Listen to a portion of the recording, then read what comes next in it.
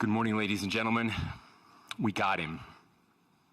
On the evening of September 11th, a family member of Tyler Robinson reached out to a family friend who contacted the Washington County Sheriff's Office with information that Robinson had confessed to them or implied that he had committed the incident.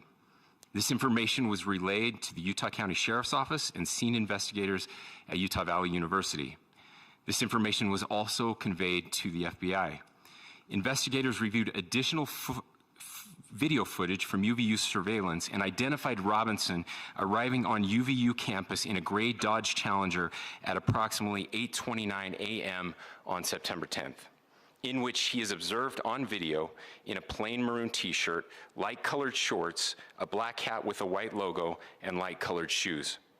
When encountered in person by investigators in Washington County on September 12th, in the early morning hours, Robinson was observed in consistent clothing with those surveillance images. Investigators interviewed a family member of Robinson who stated that Robinson had become more political in recent years. The family member referenced a recent incident in which Robinson came to dinner prior to September 10th, and in the conversation with another family member, Robinson mentioned Charlie Kirk was coming to UVU. They talked about why they didn't like him and the viewpoints that he had. The family member also stated Kirk was full of hate and spreading hate. The family member also confirmed Robinson had a gray Dodge Challenger.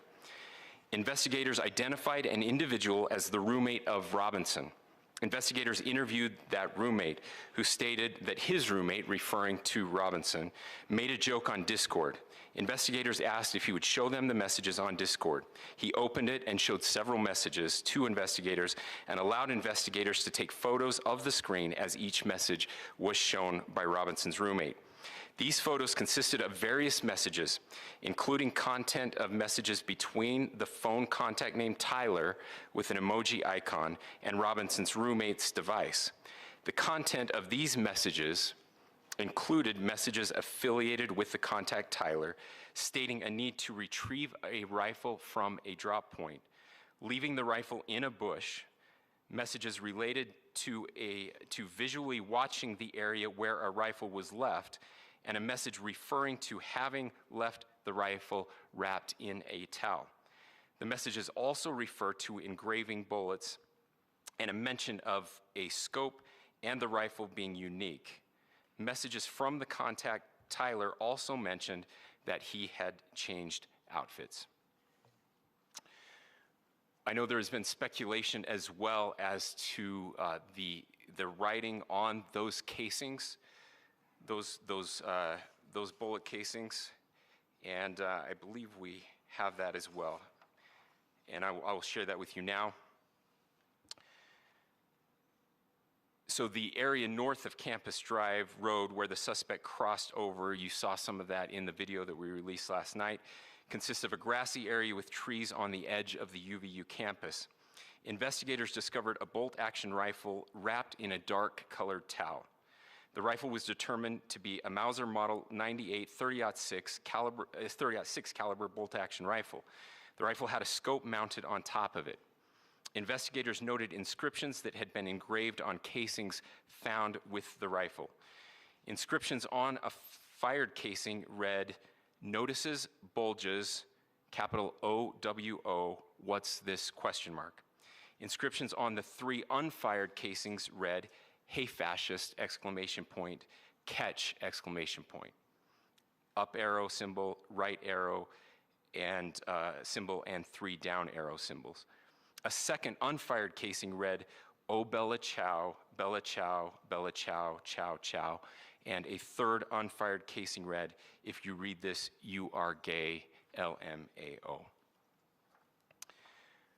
We are indebted to law enforcement across the state who has worked seamlessly together, local law enforcement, state law enforcement, and our federal partners with the Federal Bureau of Investigation. We're grateful for everyone who worked together in such a short amount of time to find this person and to bring justice. I want to thank the public who has been so engaged, reviewing videos, helping us with sending in tips, and helping us get to this point.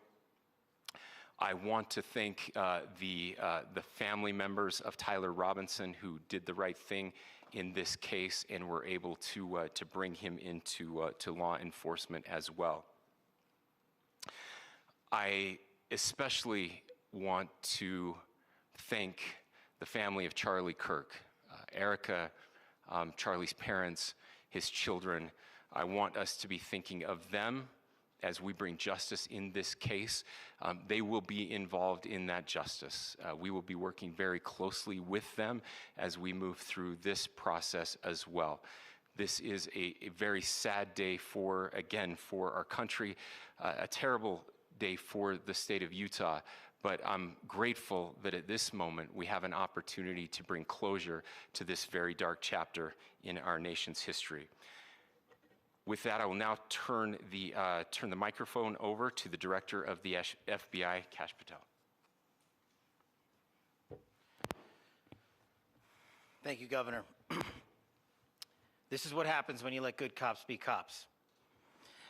The FBI and our partners are proud to stand here today together to bring justice to the family of Charlie Kirk and honor his memory.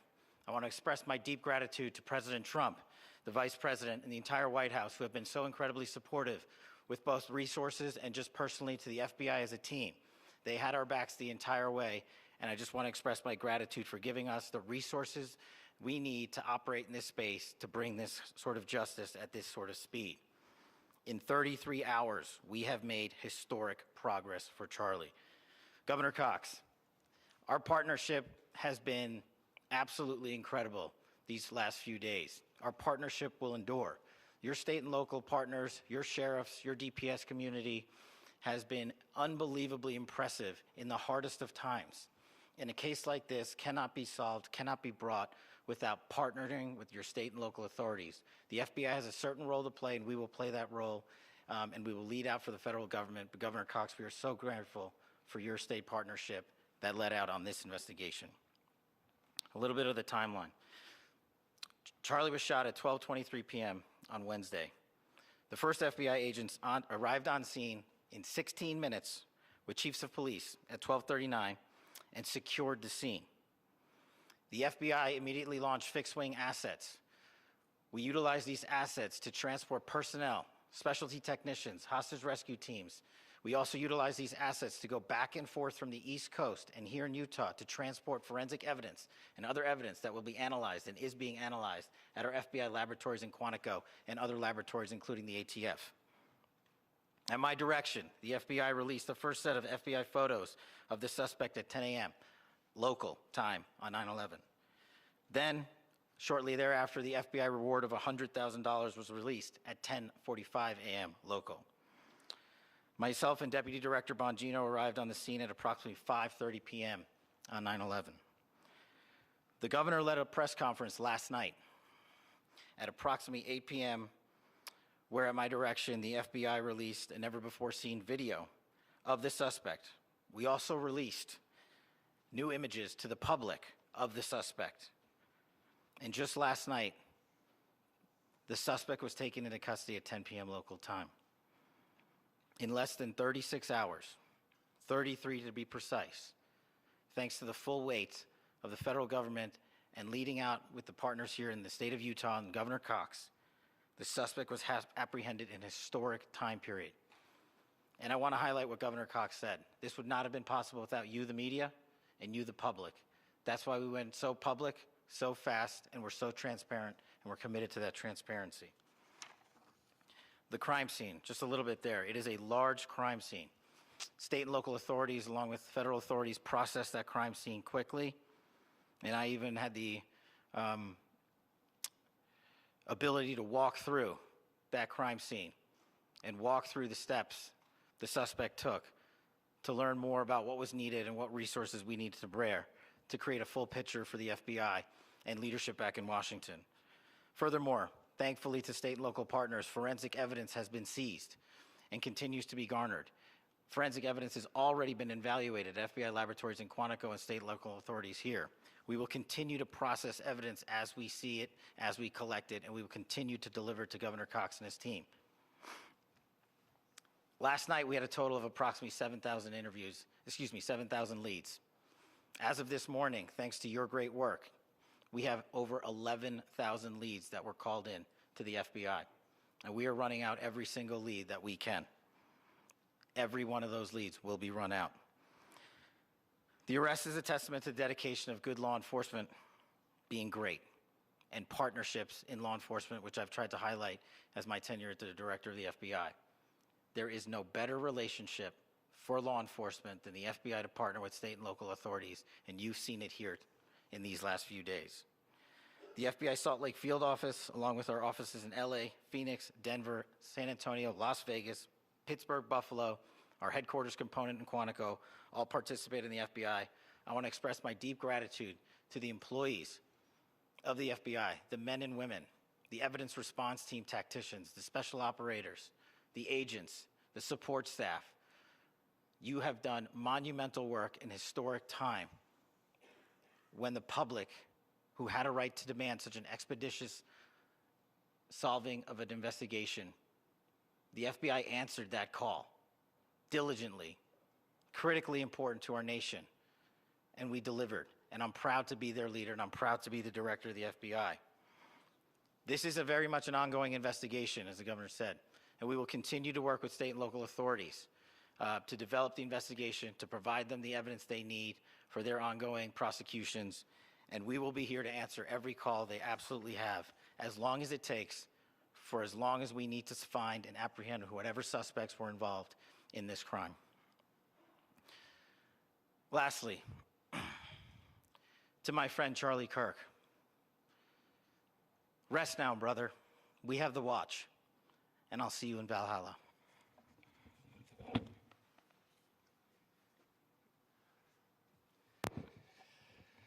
Thank you, and good morning. I would just like to take a few minutes as the sheriff to express my gratitude for everybody who has played a part in this investigation. As you know, it's been a vast, a complicated, and a very, very fast-paced investigation. You're looking at people standing up here who are running on, if they got an hour's sleep in the last couple of days, they're probably lucky. It has been very taxing. It has been so impressive, speaking on behalf of the local law enforcement, to see the cooperation that we've seen in this type of case. Across the state, sheriffs, chiefs, our state partners have stepped up and have come to the call on anything that we needed. Our county chiefs have been phenomenal. Our Utah County Attorney, Jeff Gray, who's standing up here with us, has been phenomenal in leading us through this investigation. I would like to thank the federal government for their resources, their assets. Our local team here, our FBI team, has been extraordinary in helping us work through this and bring this person to justice. Most of all, I would like to thank the public, and specifically, I would like to thank the public who turned to prayers and who turned to positiveness for us. I would like to thank them on behalf of the law enforcement community, because we needed those prayers. That's what we needed to get through this. We needed your support, and you gave it to us. We needed your patience, and you gave it to us. And I would like to thank you for the Kirk family, because that's what they need, is your support and your prayers, and that will get us through all of this. So thank you, everybody, for everybody that have stepped up. We've had such a phenomenal response to this. Thank you.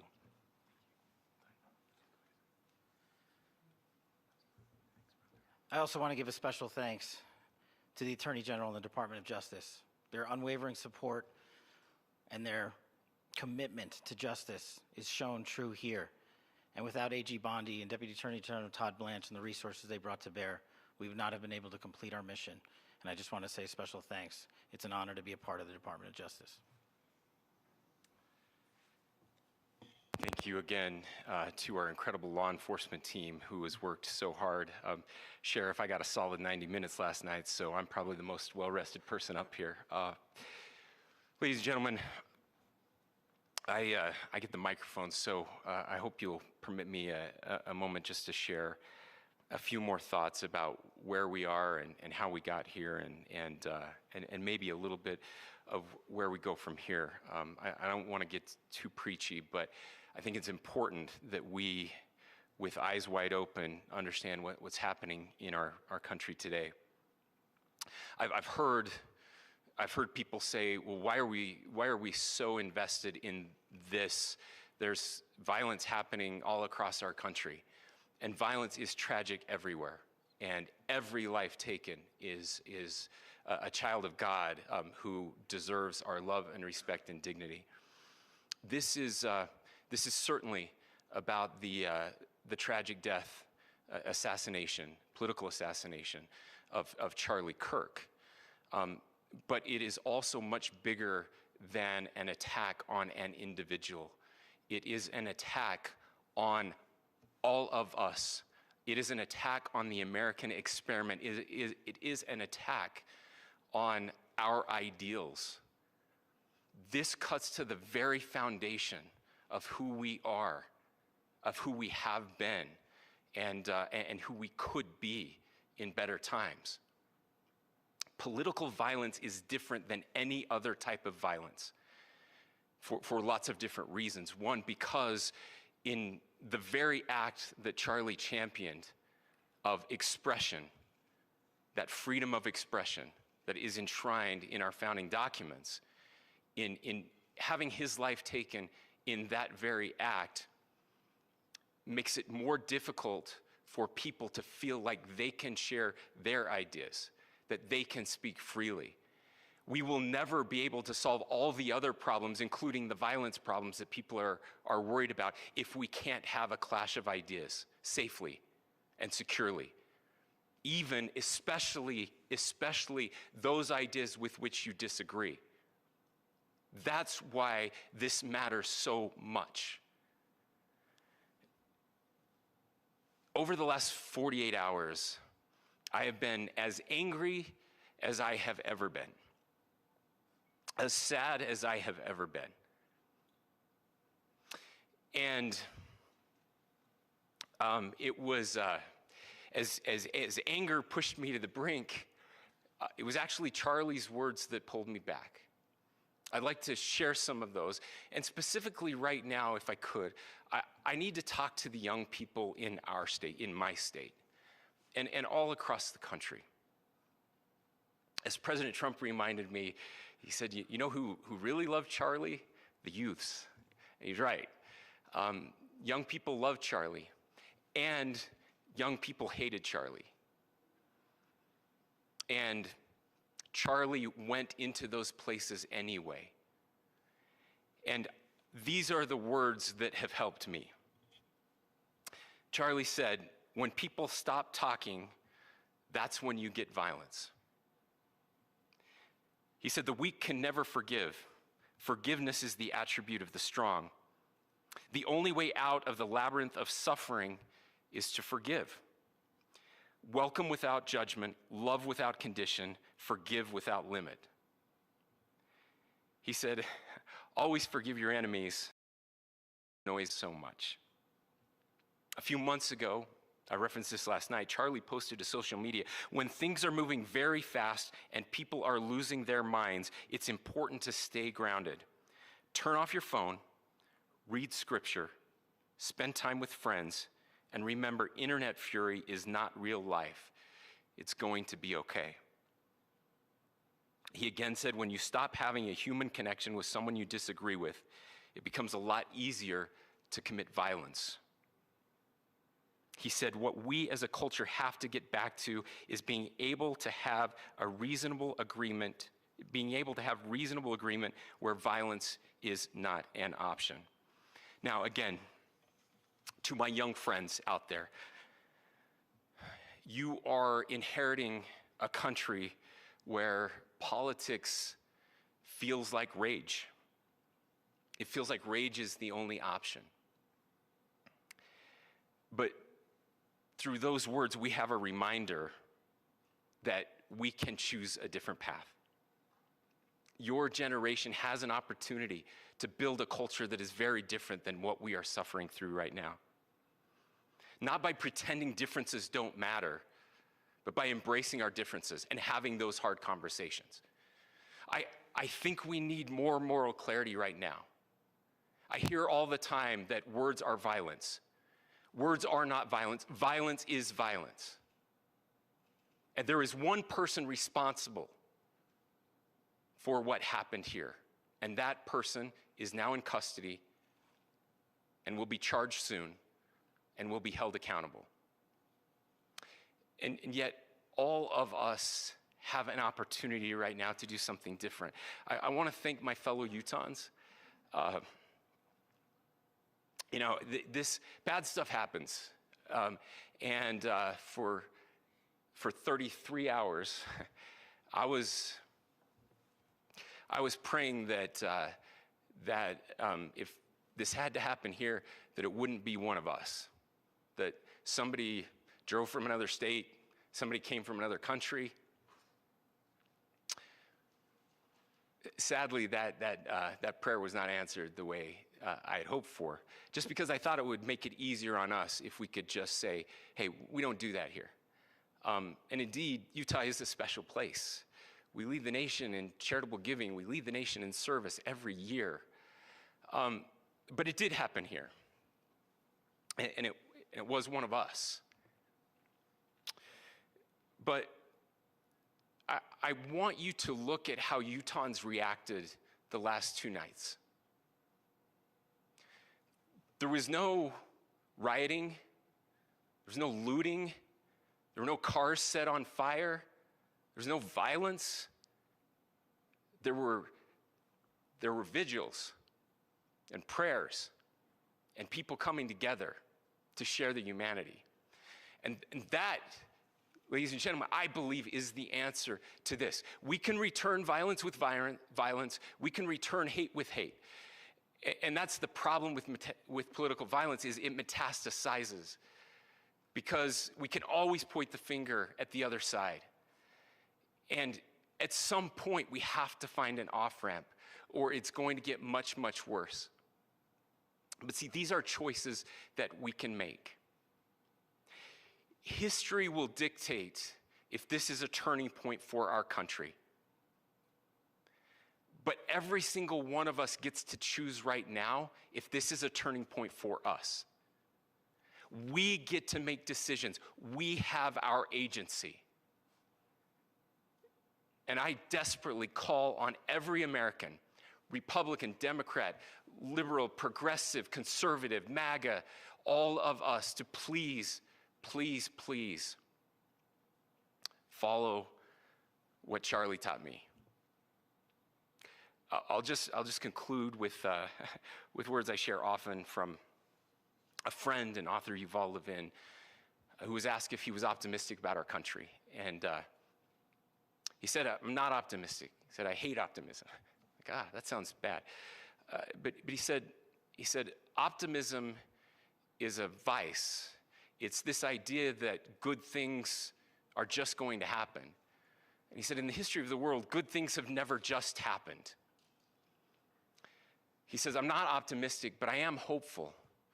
And hope is the virtue that sits between the vices of optimism and pessimism. Hope is the idea that good things are going to happen because we can make them so. I still believe in our country. And I know Charlie Kirk believed in our country. I still believe that there is more good among us than evil. And I still believe that we can change the course of history. I'm hopeful because Americans can make it so. Ladies and gentlemen, we're happy to answer any questions you might have. Governor, can you please speak to whether the suspect is speaking with authorities and his demeanor, Tyler Robinson, when he turned himself in? I cannot speak to that right now. Governor, how do you interpret the agreements on case?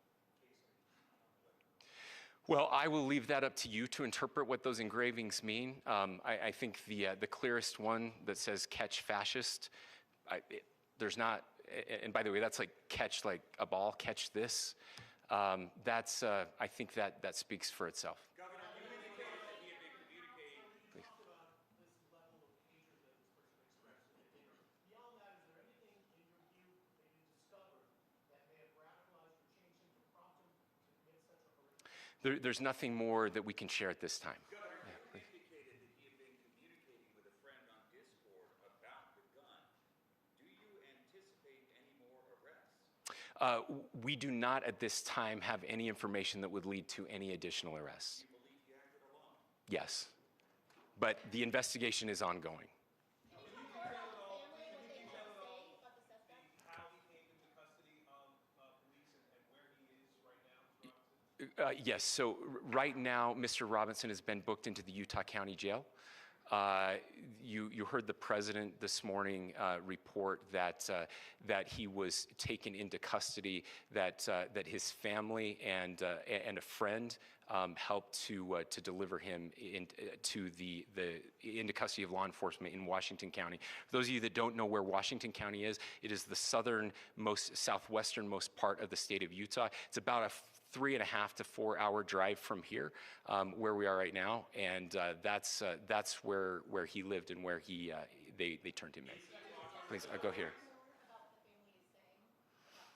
I can't share any more than what I've already shared. Yeah.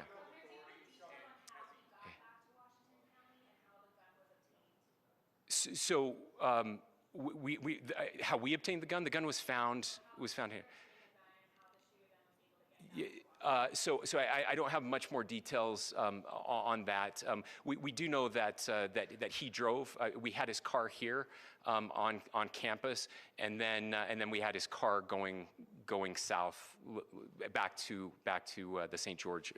It's actually the city of Washington in Washington County. Is he talking with authorities and did he discuss a motive? I'm sorry? We don't have any information that would lead us to believe that. Yes, in fact, it was just released. Yes. Talking with authorities and did he discuss a motive? I can't answer that right now. Yeah, thank you. Over here.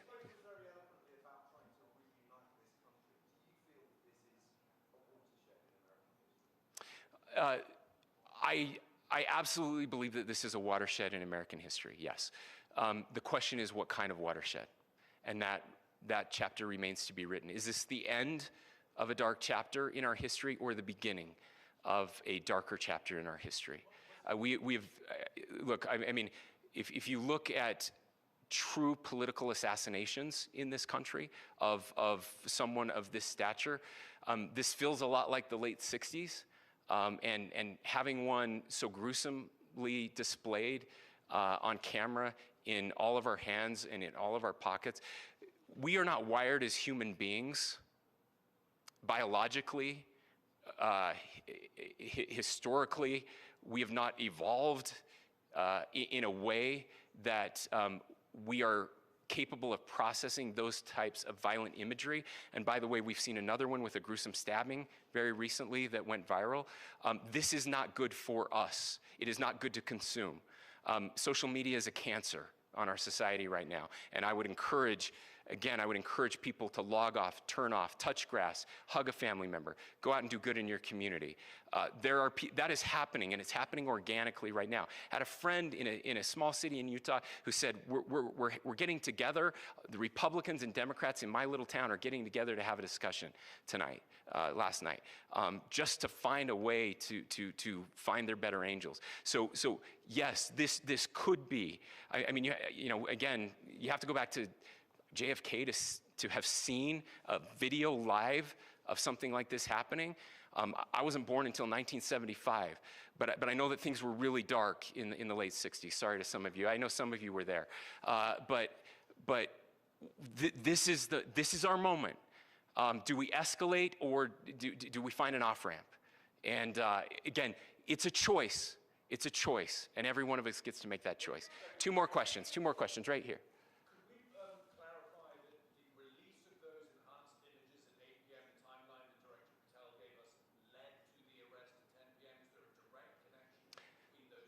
I cannot comment if there is a direct connection or not, but all I can say is that, that through some process, the family came to know that this had happened. One more thing, Governor. Could you just clarify the clothing issue you mentioned earlier?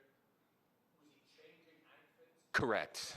Yes, yes. So, so when he's first spotted on campus, he has different clothing on, and then he changes clothing on the roof, and then changed back into that clothing at some point, so that when he was apprehended, when he was arrested, the clothing matched the clothing he had on before the shooting here at UVU. Last question here. Yes. Suspect was from Utah. Can you kind of tell us a little bit more about where, and was he a student here at this university, and is there any history of mental illness? Yeah. So I don't have any information on the mental illness part. He was not a student here at UVU. He was living and had lived for a long time with his family in Washington County, in the southernmost part of our state. Thank you, everyone, for your great work in getting this information out. I would just say, process-wise, this may be important. I know many of you aren't familiar with the process in Utah. I think it's important that you understand that. Basically, we have 3 days for charging documents to be filed. A CI will be filed. We'll have more information then, more detailed information as those charging documents are filed in preparation for a preliminary hearing. So 3 days. So we would anticipate then that early next week those charging documents will be filed. We will obviously be working. The county attorney will be working very closely with Mr. Kirk's family as those documents and decisions are prepared and made. Thanks, everyone.